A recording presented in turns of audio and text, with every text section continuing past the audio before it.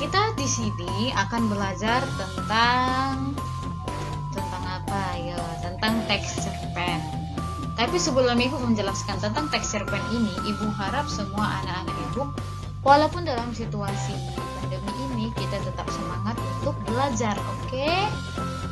Materi kita hari ini yaitu tentang teks cerpen. Sebelum kita masuk kepada teks cerpen,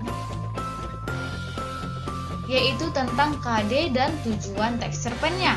Apa tujuan dan KD-nya? Yang pertama, KD-nya yaitu mengidentifikasi nilai-nilai kehidupan yang terkandung dalam cerpen. Yang kedua, mendemonstrasikan salah satu nilai kehidupan yang dipelajari dalam cerita pendek. Yang ketiga, yaitu menganalisis unsur pembangunan cerita pendek. Yang keempat, yaitu mengonstruksi sebuah cerita pendek dengan memperhatikan hasilnya. Tujuannya yaitu ada 4. Yang pertama, siswa Ibu mengidentifikasi nilai-nilainya. Yang kedua, mendemonstrasikan salah satu nilai kehidupannya. Dan yang ketiga yaitu menganalisis unsur-unsurnya, yaitu unsur pembangun. Yang keempat, mengonstruksi sebuah cerita pendek dengan memperhatikan unsur pembangun. Apa itu cerpen? Ada yang tahu apa itu cerpen?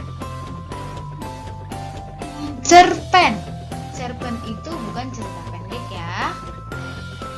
Cerpen itu adalah salah satu prosa yang isi ceritanya bukan kejadian nyata dan hanya dibuat-buat. Maksudnya tadi bukan cerita pendek, itu bukan pengertian, tetapi itu adalah kepanjangan. Jadi kepanjangan cerpen itu adalah cerita pendek. Sedangkan pengertiannya di sini yaitu cerpen itu prosa fiksi yang ceritanya kejadiannya bukan nyata dan hanya dibuat-buat. Cerita pendek ini dominan singkat, padat, serta langsung kepada tujuan. Kita lanjut struktur teks cerpen. Struktur teks cerpen yang pertama yaitu adalah abstrak. Abstrak adalah ringkasan, dan yang kedua itu adalah orientasi. Orientasi ini yang berhubungan dengan suasana waktu, suasana tempat. Yang ketiga yaitu komplikasi. Komplikasi ini adalah urutan sebab akibatnya. Yang keempat yaitu evaluasi. Evaluasi adalah konflik. Konflik itu yaitu masalahnya. Yang selanjutnya yaitu resolusi. Resolusi adalah yang berisi keterangan atau solusi.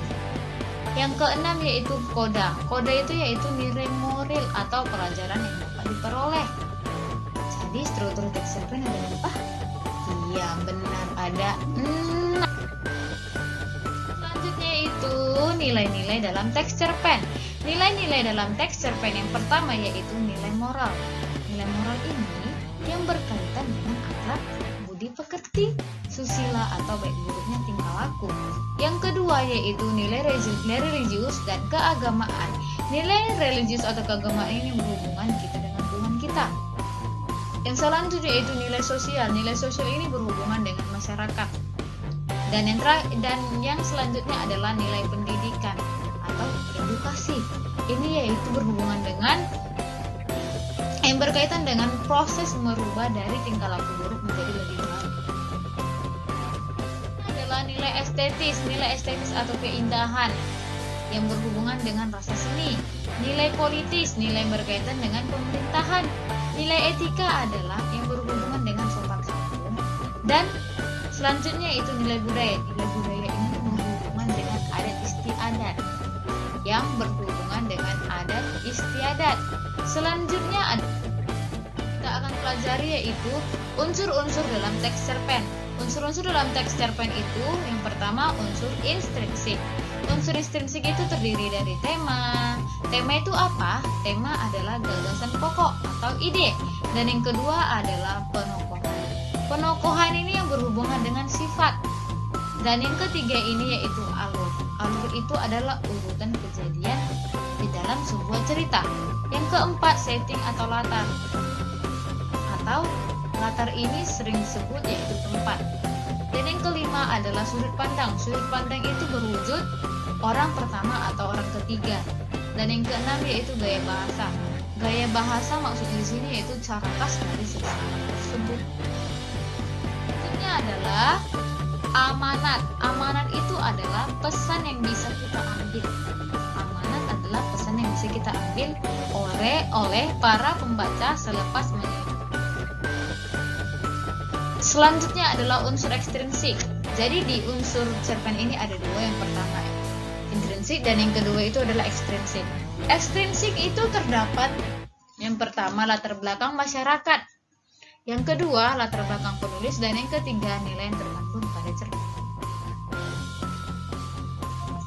Oke, yang selanjutnya adalah kaidah kebahasaan teks cerpen. Yang pertama yaitu memuat kata sifat. Yang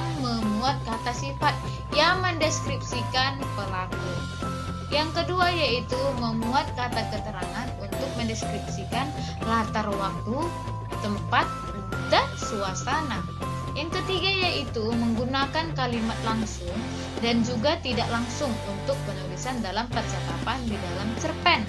Yang keempat, bisa menggunakan gaya bahasa yang bersifat konotatif. Selanjutnya yaitu bahasa yang digunakan tidak baku dan tidak formal. Bahasa yang digunakan tidak baku dan tidak formal. Yang keenam, bisa menggunakan gaya bahasa perbandingan, pertentangan, pertautan, maupun perkutuan. Apakah anak-anak ibu sudah mengerti tentang teks cerpen tadi?